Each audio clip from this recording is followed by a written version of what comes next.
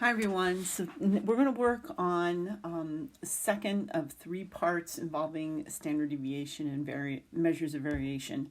And this has to do with interpreting your standard deviation. So the other day we found standard deviation as the square root of the variance. And basically it's how much data is between 1, 2, and 3 standard deviations is what we're going to look at today. So when we interpret the standard deviation, basically, we want to know the spread of the data set.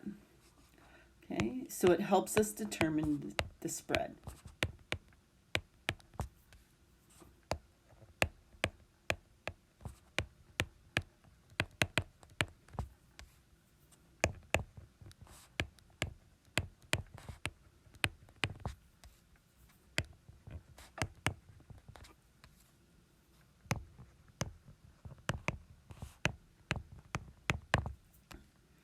Okay, and this is key because a lot of things are based on standard deviation. A lot of interpretation is based on standard deviation. So basically what we're looking at is the smaller the number, the closer the data is to the mean. So the smaller, okay, I'm just going to use SD for standard deviation. The closer the data is to the mean.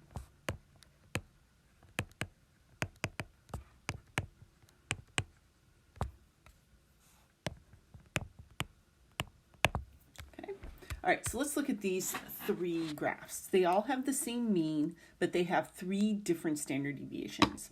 So if you look at the first one, the mean is 5 and the standard deviation is 0, which means all the data is the mean. There's no spread.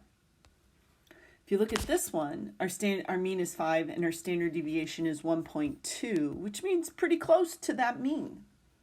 But if you look at the last one, our mean is 5, but our standard deviation is 3. Look, comparison to the other one.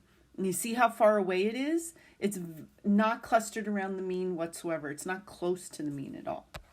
All right, so let's take a look at this one. All right, n is the sample size and mu is the mean. What would you say about the standard deviation of this particular data set? Well, if you said that our standard deviation is 0, because I'm using mu, they used mu, so I'm going to use omega. It's 0 because everybody's the data set. Here, our standard deviation, our mean is 4, so if we go like this, here's our mean.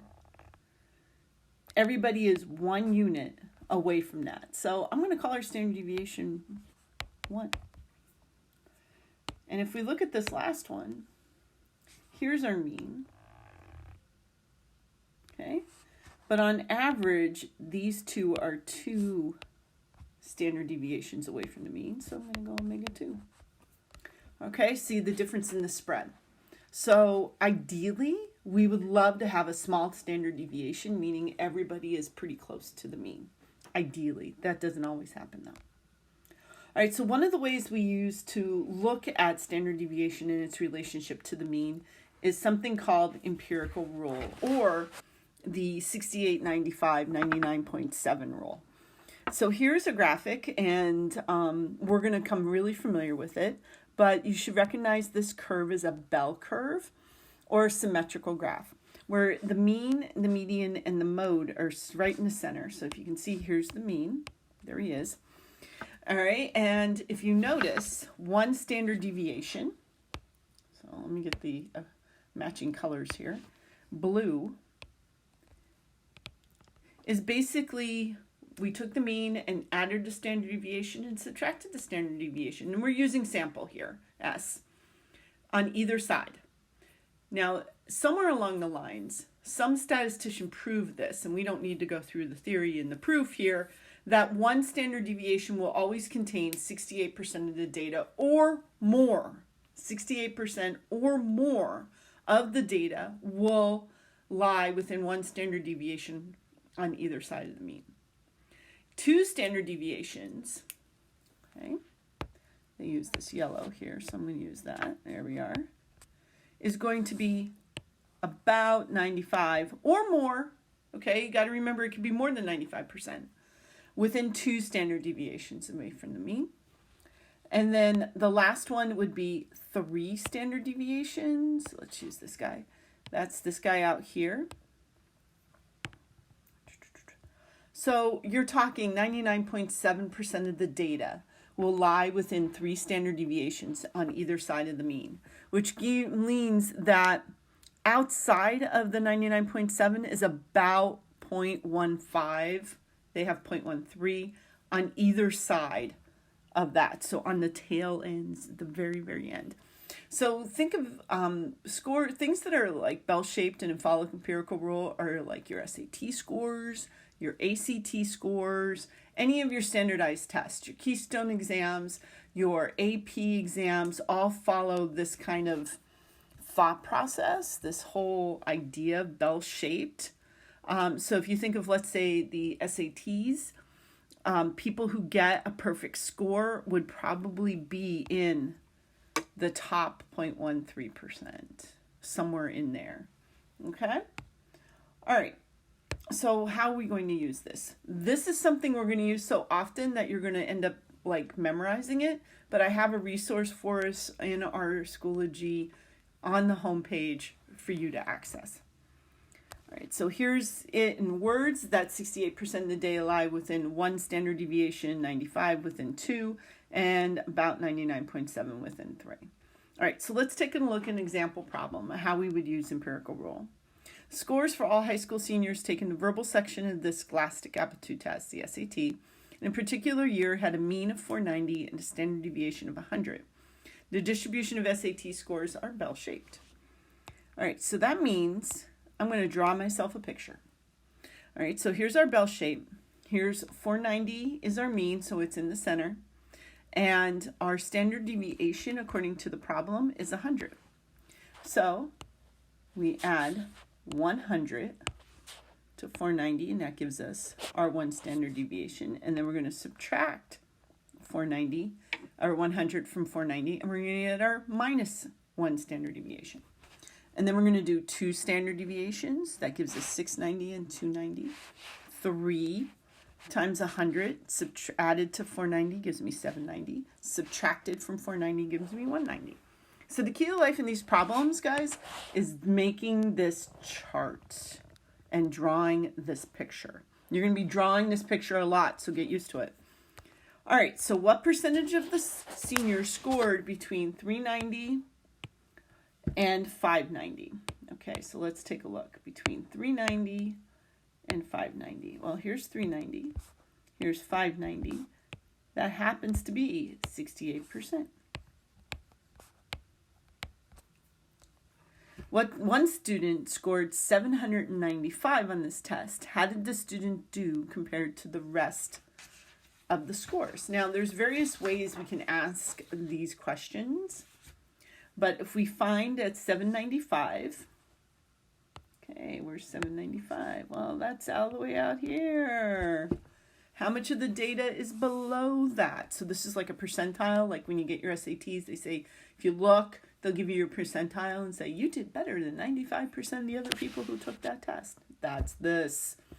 All right, so 795 is all the way out here. It's more than 3 standard deviations away from the mean, which means he did better than 99.7% of the people who took that test. Okay, let's do this. So he did better than 99.7% of the other students.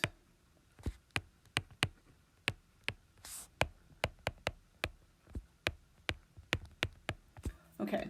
A rather exclusive university only admits students who are among the highest 16% of the scores on this test. What scores would the student need on this test to be qualified for this university? All right, so the highest 16%. Now, if you didn't notice, let's erase this and start again, that all of these guys, when I add this whole thing underneath the curve, all of these guys have to add up to 1. All right, so top 16%. So let's come back up here. Okay, I got to figure out where top 16 would be. Okay, so if this whole thing was 1, let's do 1 minus 0.16. So that's 0.84. So that means I need 84% below this number. So let's see, right here is 68. Okay, and then here is, oh, let's do this way. All right, I know this is 95%, but that's too much. I need 84. All right, well, let's see if we can think of this another way. Oh, let's think of it this way. Since this is in the middle, isn't this 50%? Isn't this 50%? Okay, so 50% of the data is below the mean. I just need another 34%. Oh, look at that. There's 34. Okay, so we need the score that's 1 standard deviation above the mean. And that would be 590.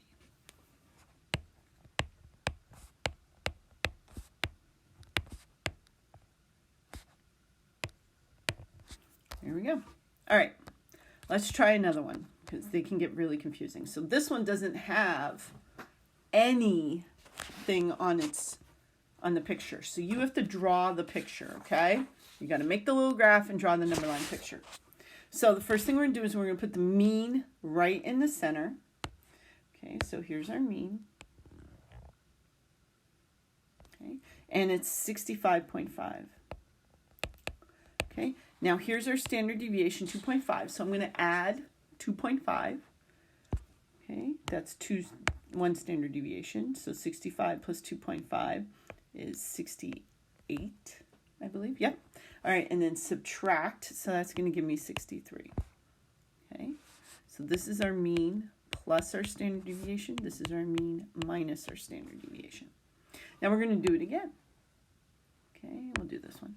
We're going to go to here. So I'm going to do 65.5 plus 2 times our standard deviation. So that's going to give me 70.5.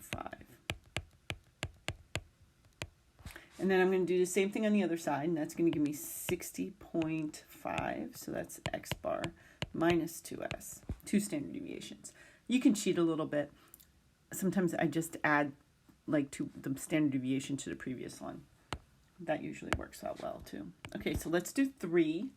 I'm going to add either 2.5 again or add 65.5 plus 3 times 2.5.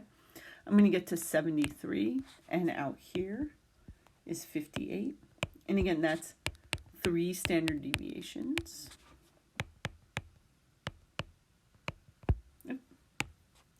Okay. All right. What percentage of women have between 65.5 and 68? Okay, so 65.5, let's do this, 65.5, that's right here, and 68. Well, let's go back up here, that's right here, so that's 34.13. So 34.13%. Okay. What proportion of adult women have heights greater than 70.5? Well, here's 70.5. Let's see what we got up here. 70.5 was here. So that's 2.27, right? That's this guy. 2.27. Greater than, right? Yep. 2.27.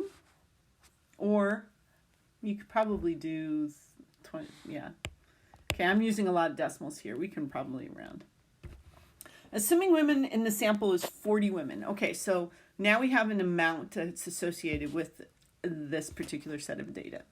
Estimate the number of women whose heights are between 65.5 and 68. Well, we know 34.13% of the women are in that interval. So all we're going to do is we're going to take 40 times the 34.13%, or let's change that to a decimal, right? 0.3413. And I'm going to approximate that at 14 women. Okay. All right, assume the number of women is now 20 more, so a total of 60 women. Estimate the number of women who are more than 70.5. So I'm going to do 60 times 2.0 0.02, right? Change the percent to a decimal. 27. And again, I'm going to approximate that to 2 women. Okay, now, the problem with empirical rule is that if it's not bell-shaped, you can't use it. It is bell-shaped data only. Well, what about the rest of the world? Because as we know, not everybody's bell-shaped. So then we have Chevy. Chevy was a Russian statistician who developed this particular theory. And it says every data set, doesn't matter what it looks like, can follow this rule. So if you're looking at more than two standard deviations or more, you can figure out the percentage data that is going to be in there by using 1 minus 1 over k squared. K is the number of standard deviations. So if you have 2 standard deviations, it's always going to be 75%.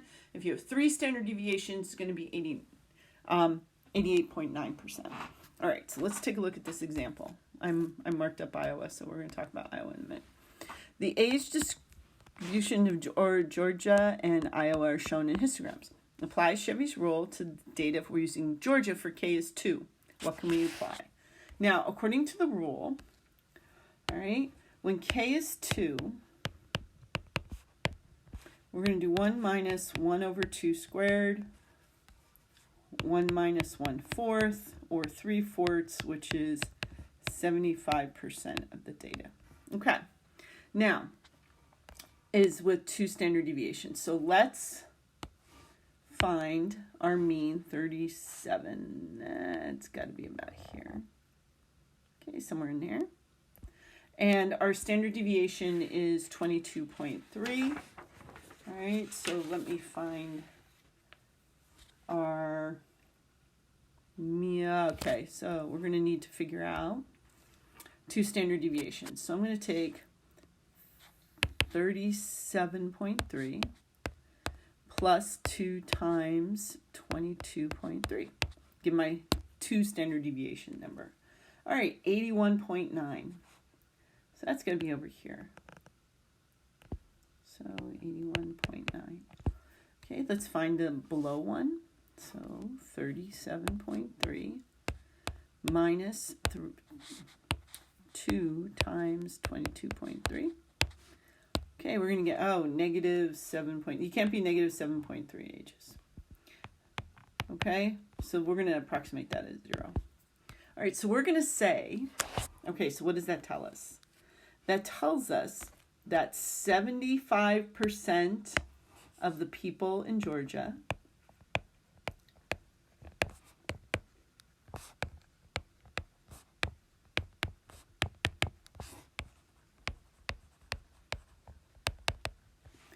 are between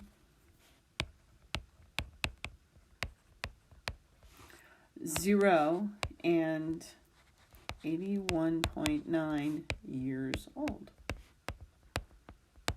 Okay. All right, apply the same concept, guys, and try to do number 2 here, which is Iowa. All right, let's check our work. Okay, so we do the rule. We get 88.9 or more. Again, or more. Okay, you can have 75% or more. Okay, so I found the mean and then did 3 standard deviations, and it's way outside the data set. So 88.9% or more looks like 100%, but we can't say that. It's 88.9 or more of the ages in Iowa are between 0 and 109.8 years old. Okay. All right, so the last thing that we're going to look at is called the coefficient of variation. And this describes the standard deviation as a percent of the mean.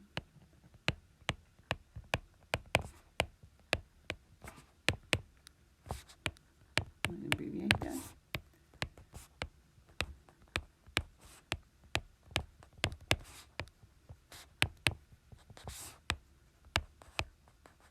Okay.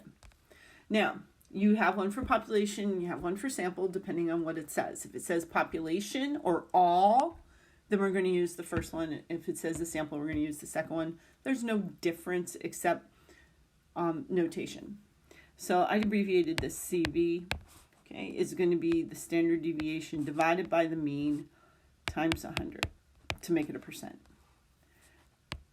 Sample, it's going to be S over the mean times 100 to make it a percent.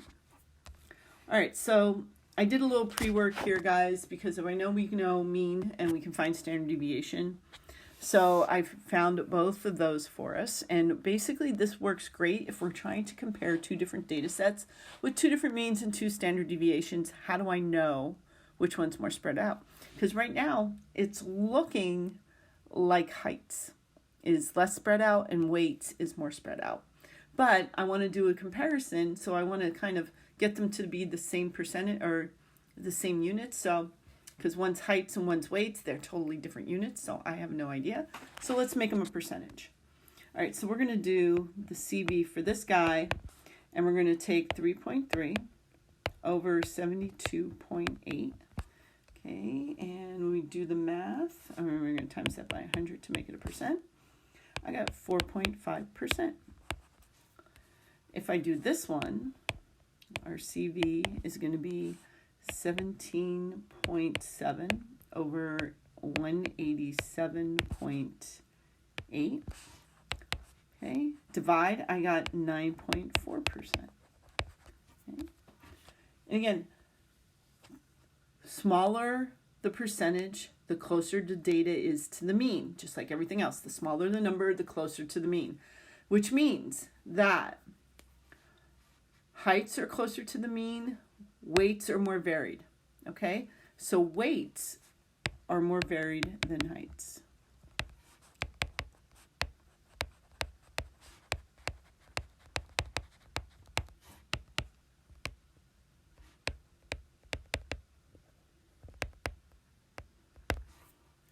All right, guys, let me know if you have any questions. I'll talk to you again real soon.